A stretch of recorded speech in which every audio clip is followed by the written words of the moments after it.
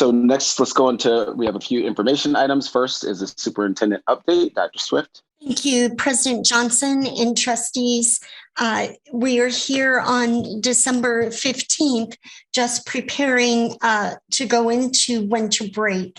And as we look ahead to the new year, I just want to share our deep gratitude for the efforts and the sacrifices of all of our AAPS community, really to contribute to getting to this winter break over this very extraordinary fall. Our AAPS team, our students, teachers, staff, and leaders, parents, family, and community have just consistently done the work so that we could join together in support of our students.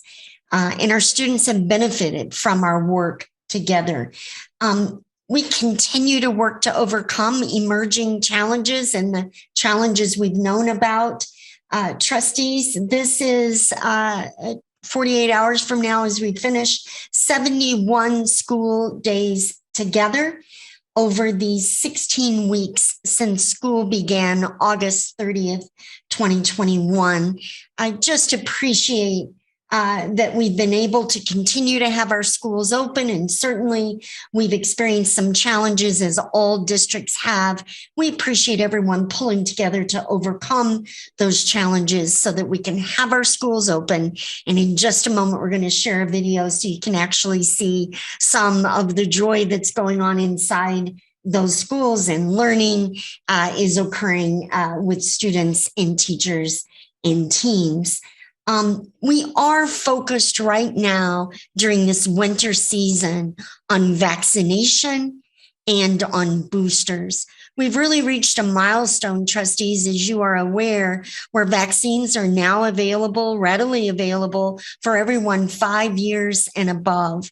And this is that moment we've waited for, that we could achieve high levels of vaccination for those who inhabit our buildings every day and have a safer and more and healthier school open time. I just want to touch on reiterating some of the tools that we have. It can be easy to become discouraged. I know the trustees and I watch the data every day. And as we see the November 2021 data now in December 2021, really at the levels, the highest levels cases have been at any time during the pandemic. It's easy to be overwhelmed by that. And certainly we are cautious in keeping our eye on those numbers. But the distinct difference this winter that we didn't have available last winter are a number of tools that are readily a part of our work.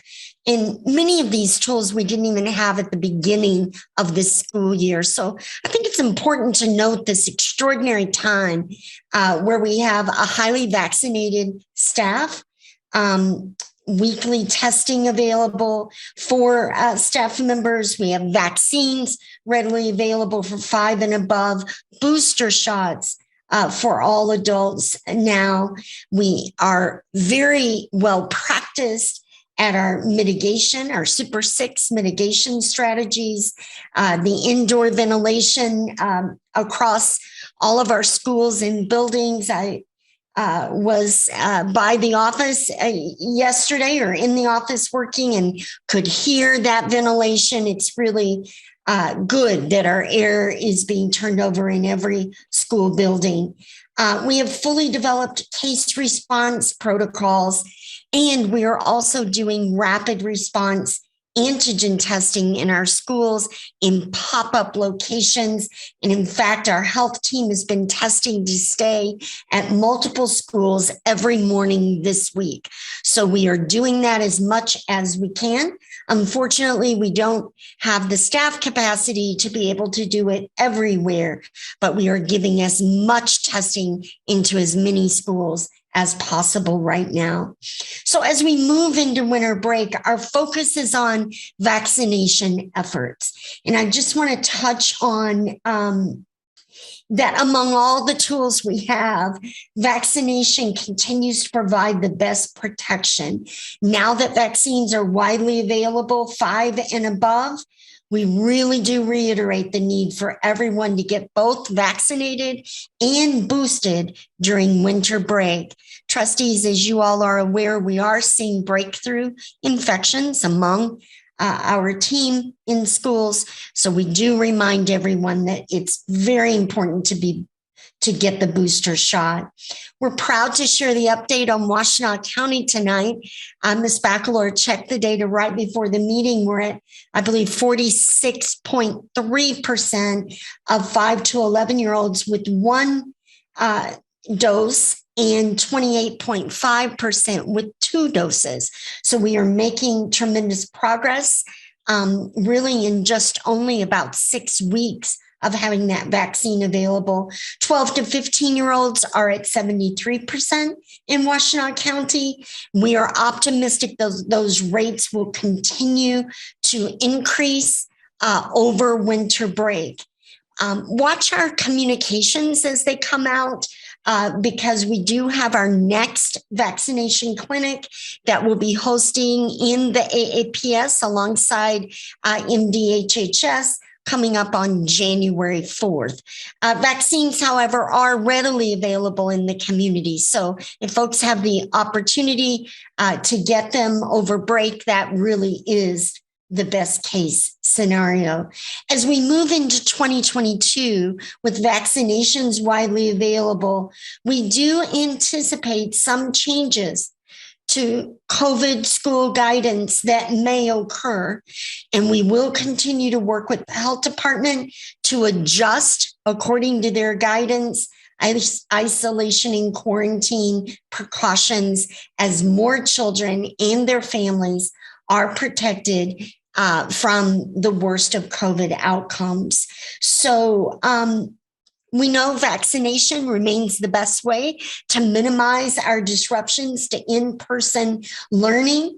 And I just want to remind folks that those who are vaccinated are not required to quarantine. So that is another important component for getting our students in school and keeping them in school as much as we possibly can.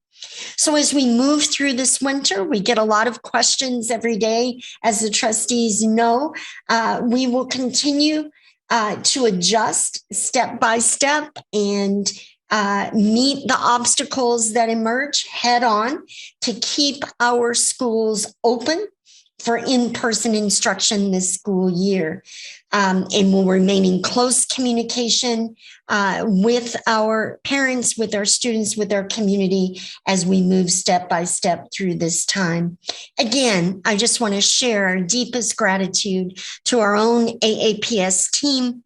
If it were not for them showing up every day to do this valiant work, we wouldn't be able to accomplish what we can with our students. I want to give our students, our parents, and our community a shout out for all their work in support of these efforts. And I thank you, trustees, for all of your hard work over the past 20 months with really one focus, and that is to keep our students healthy and safe and to ensure learning on every day we possibly can.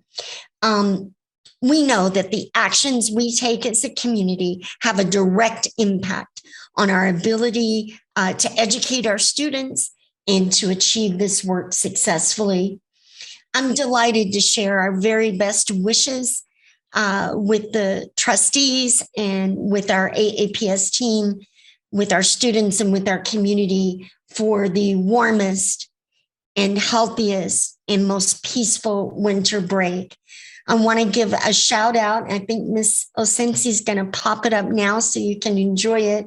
I want to give honor to King first grade student Rachel from Ms. Feinberg's art class, and to Pittsfield Y5 student Adam.